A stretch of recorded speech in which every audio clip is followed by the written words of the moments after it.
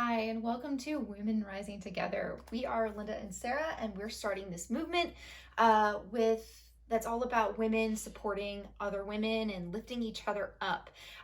So we just want to welcome you.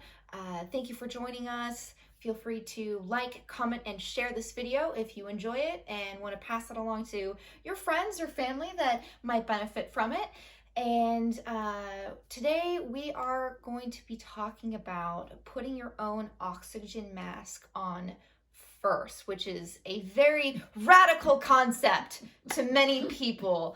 But when on the airplane, you're always told to put on your own oxygen mask first, even if you're sitting next to someone who's a family member, who is your child, a older parent, literally anyone. They always tell you, no, you have to put it on first and then help the person that's sitting next to you if they need help for it.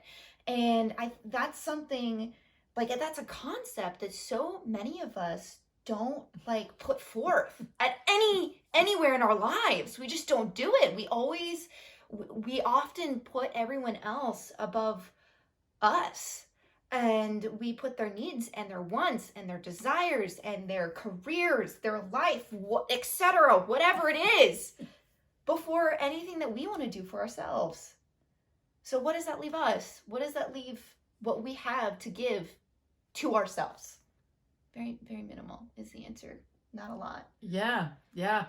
So we talk a lot in our coaching curriculum about being fully resourced. And I introduced this concept a couple of years ago with our clients, and they were a little resistant at first because these were women clients. My men clients, they never have a problem with this. They're like, oh yeah, great. Yeah, I'll fill myself up first. No problem. Women are like, no, I have too much to do. I have too many responsibilities. But what we realized was when our clients were fully resourced, that they were giving from a full cup, not from an empty cup. When they were fully resourced, they felt really good about what they were offering to other people.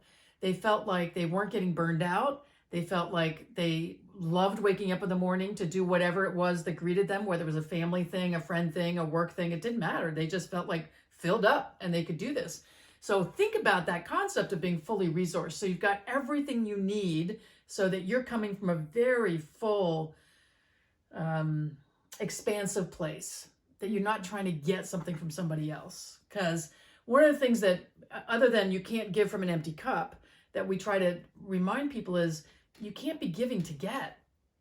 And that's the thing that's, if I'm helping people all the time to the detriment of my own personal needs and wants and health sometimes, why am I doing that? You know? And it's also what is that showing towards other people too, and how you're treating yourself, and especially if you're someone who has children, what are you teaching your children, especially your children who are women and are not, or just not men, right, or not young boys. What are you teaching them? What are you role modeling for them? Our previous video was about, what did you learn from the women in your life? So what will your children be learning from you? So that's something to think about too, is what are you going to be teaching them and passing down to them? What's the legacy you're passing down to them? Well, if your boy and man children are learning from you also, what are they learning about how they treat women? What are they learning about how they treat all the women in their lives? And I've seen so many women so unhappy with their male children as they grow up, but it was all because of what they modeled to them. They modeled to them that their needs weren't important as moms. They modeled to them that their child was the center of the universe and nothing was more important than what they wanted every minute of every day.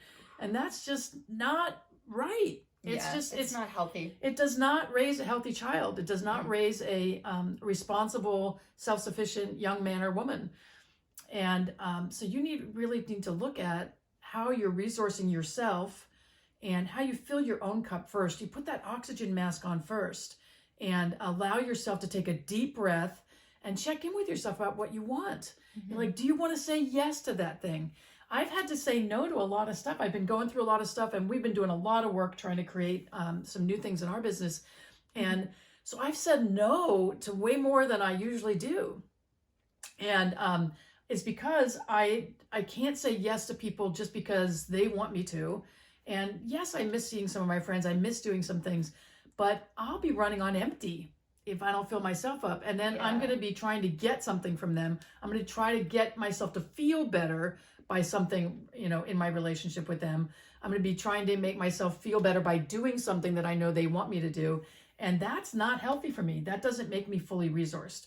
And little by little, you don't even notice it at first, but little by little, it just saps your energy. It just gets to the point where you just don't have anything left to give.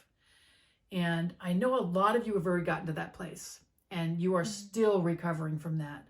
But some of you are trying to recover by continuing to give from an empty vessel, and it's just not going to happen.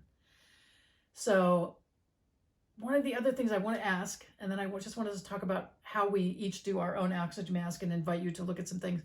But a lot of people say they can't do it because they're too busy. Busy. And it was funny because we didn't hear that much during the pandemic. I did hear it from a few people who were on one Zoom call after another. They just decided Zoom was their new life. And we are on Zoom for a living. And so it's like, I didn't want to be on Zoom calls constantly. Yeah. That was not appealing to me. But those were few and far between. And that didn't last that long because there was a lot of Zoom burnout. But the thing to really look at is, if you're busy, why are you busy? Are you liking how you're busy? So there was the pre-pandemic busy, which is pretty unconscious busyness for a lot of people. Then there's the pandemic busyness, which was much more conscious because there was so much that was shut down in most of our lives. If you were busy, that's an interesting question, how you manage that and why you manage that. But post-pandemic, one of the things we really work with our clients on is what do you want to create now? Mm-hmm. And if you're busy, why? And is it filling you up, or is it masking the emptiness inside? Is it really masking the hole that you're trying to get other people to fill from your busyness? Because I know a lot of you are really seeking out new meaning. I'll tell you, for me, after the inauguration, that day, I was like ready to sign up to do public service again. I had a long career doing public service kinds of things, and I was ready to do it again. I was just so inspired by changes in our country that I wanted to contribute more. And so, we worked on a lot of things, and we decided this is our contribution, is to help women rise up and to support each other and creating the lives that they really want. So really check your busyness. And if you are busy all the time right now, why? And is it masking something? Is it filling up something that should be being filled up some other way? What is it you need to do to fill your cup and to feel like you all by yourself are complete and whole and expansive? That was very well said. So, to be fully resourced, we each have a few things. And we, in our group on Facebook, which we invite you to join, Women Rising Together, we have started a thread of what people do. And so we were sharing some of the things that we do to fill ourselves up that are self-care kinds of things. For me, I really love to hike. I love to read. I love quiet time. Mm-hmm. I love time with my friends. And I've shared in our podcast also that I used to keep a little Post-it note by my computer of all the things that just made me feel good.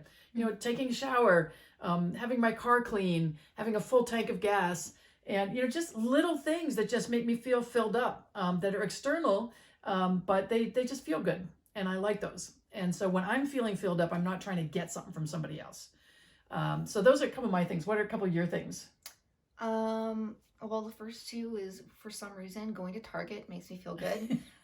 Getting a dragon drink from Starbucks is always delicious. Lifts my spirits. It feeds my soul, as I like to say. But I really enjoy my chill time. Yeah. I really love my chill time of literally just sitting and doing whatever I want, whether it's just watching a movie, watching a TV show, playing some video games, because I do that, or reading a book, just kind of taking the time just to sit by myself and not have to worry about anything else, and just relaxing in that way. So yeah. So our invitation to you today is to look inside and say, okay, am I filled up or am I depleted? And I spent a lot of years being depleted, and I did not know how to fill it up, how to fill myself up myself. I did not know how to say no to things that were exhausting me. And I know now, even if I know I'm going to miss out being with a group of friends or whatever, I say no if I'm feeling too depleted. Now, sometimes going and being with certain groups of friends fills me up and makes me feel more expansive. I think you have that same experience too, that sometimes you want to say yes to those things, but you got to be still enough, be present enough to check in with yourself and know what it is that fills you up and know what it is that makes you feel good. Yeah. Anything else for today? No, write a list down if you need to. Yeah. Just make a list. That's always good, because then if you're feeling like, oh, I really could use a pick me up, then you already know all of the things. Yeah.